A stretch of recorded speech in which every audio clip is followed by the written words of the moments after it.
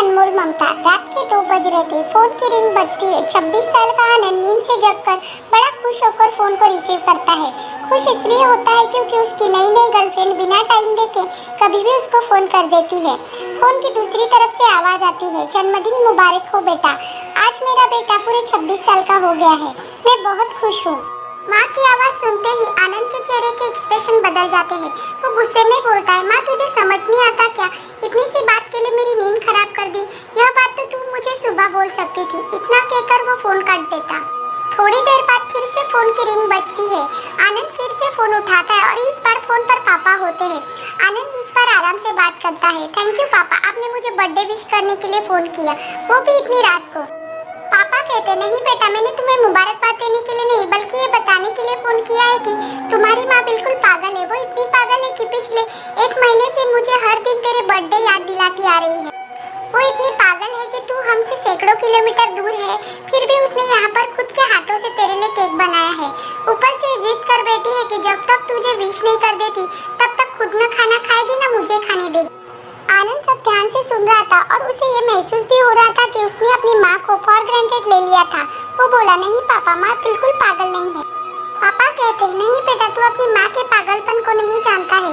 मैं जानता हूँ, वह तो 26 साल पहले ही पागल हो गई थी जब डॉक्टर ने उसे कहा था कि हम बच्चे को बचा सकते हैं या आपको। उसने बिना 1 सेकेंड भी सोचे बच्चे को बचाने का फैसला ले लिया और मुझे भी कसम देकर उस फॉर्म पर साइन करने के लिए मना लिया था जिस पर लिखा था उसकी जिंदगी इस ऑपरेशन से खतरे में है और अगर उसे कुछ होता है तो उसकी जिम्मेदारी डॉक्टर नहीं होंगे। अब तू बता, बिना तुझे देखे जो औरत तेरे लिए मरने को तैयार हो जाए उसे हम पागल नहीं कहेंगे तो क्या कहेंगे? इतना कहकर पापा ने फोन रख दिया। आनंद ने भी अब महसूस किया था कि वह जो कर रहा था वो भूल नहीं गुनाह था। हाँ, एक बार किसी इंसान को दुख दो तो कोई बात नहीं, लेकिन भगवान को दुख देना गुनाह होता है और माँ भगवान से कम नहीं होती। पश्चाताप के आंसू उसकी आंखों से बह निकले। सवेरा होता ही आनंद अपने घर की ओर रवाना हो गया।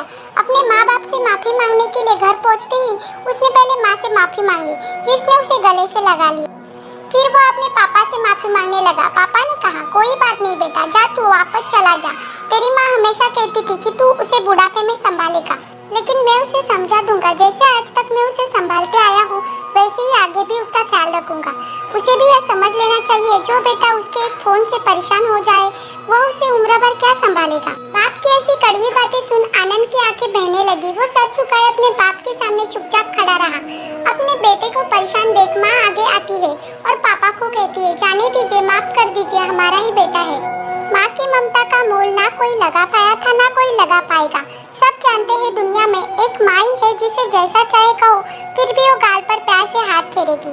पिता अगर तमाचा ना मारे तो बेटा सर पे बैठ जाए, इसलिए पिता का सख्त होना भी जरूरी है।